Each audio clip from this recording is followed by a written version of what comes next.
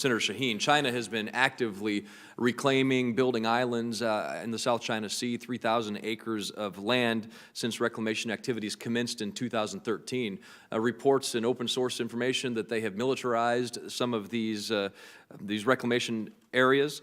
We authored legislation last year, a resolution that called for the Obama administration to take a very stronger and much more aggressive approach to these activities in the South China Sea, including additional and more frequent freedom of navigation operations, overflights of the South China Sea. In July, The Hague, the International Tribunal, ruled against China, held that they violated Philippines' sovereignty. What do you believe the position of the United States ought to be in the South China Sea, and what more could we be doing to stop China from violating international law? Well, I think when it comes to China, and you mentioned North Korea previous to this, that we've really got to take what I would call a whole of China government approach. I think part of where we've struggled with China is, and I mentioned in my opening remarks, we do have important economic relationships. I said our economies are intertwined. But we've got to step back and look at all of China's activities. And the one you mentioned now, the island building in the South China Sea, the declaration of control of airspace in waters over the Senkaku Islands with Japan.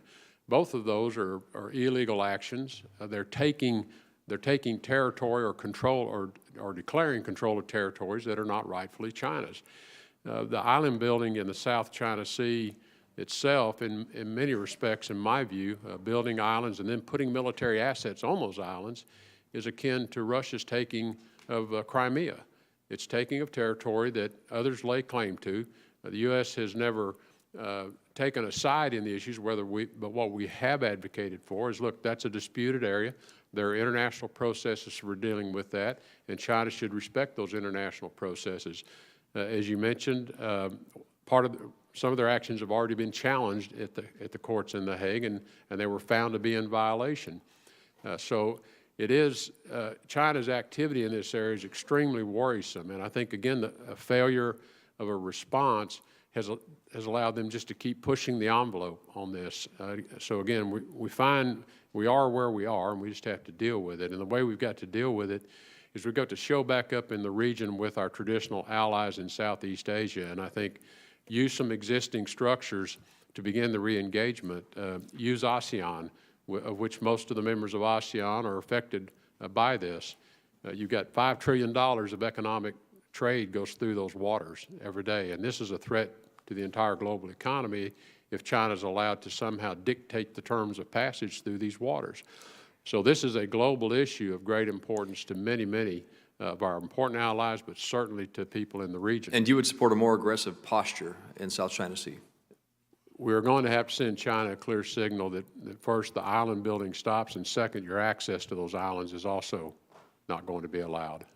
Thank you, Mr. Tillerson. Last year, I passed legislation that would encourage Taiwan's entry into the international police organization, Interpol. It was signed into law by the President. The President has made it clear that Taiwan is our friend, and last Sunday, mainland Chinese, as a result of some of President-elect Trump's activities and actions, the state-run newspaper, the Global Times, said the following, quote, "If Trump reneges on the one China policy after taking office, the Chinese people will demand the government to take revenge. There is no room for bargaining." The editorial also went on to say that they should also impose military pressure on Taiwan and push it to the edge of being reunified by force. Combined with the PRC's recent show of forces exercises around Taiwan, it appears that Beijing has increased its pressure considerably on Taiwan. Can you share with this committee the Trump administration's position on Taiwan and its position on the one China policy? Well, I think with respect to Taiwan, we've made important commitments to Taiwan through the Taiwan Relations Act, through the 6 Issues Accord, and I think we should express a reaffirmation of those. Again, this is part of this approach that I'm trying to lay out over and over, that we've made commitments to people. We need to reaffirm those commitments and live up to those commitments. And I think it's important that Taiwan know that we are going to live up to the commitments under the Relations Act and the 6 Issues Accord. That in and of itself is a message.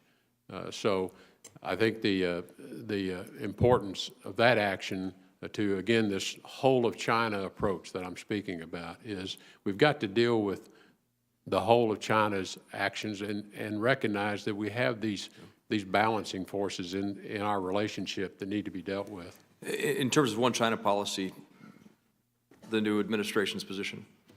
I don't know of any plans to alter the one China position. Thank you. And an issue back in Colorado that I think is very important. It's coming to attention of a lot of people around the country as they hear from NGOs.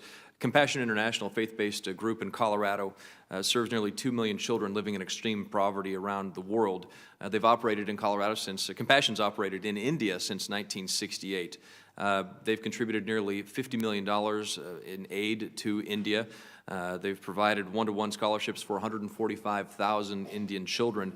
But since 2014, Compassion has been the target of multiple coordinated governmental attacks because of its unapologetically Christian belief, but it's been delivering humanitarian services to hundreds of thousands of Indian children. But due to the restrictions by the Indian government, they've been unable to fund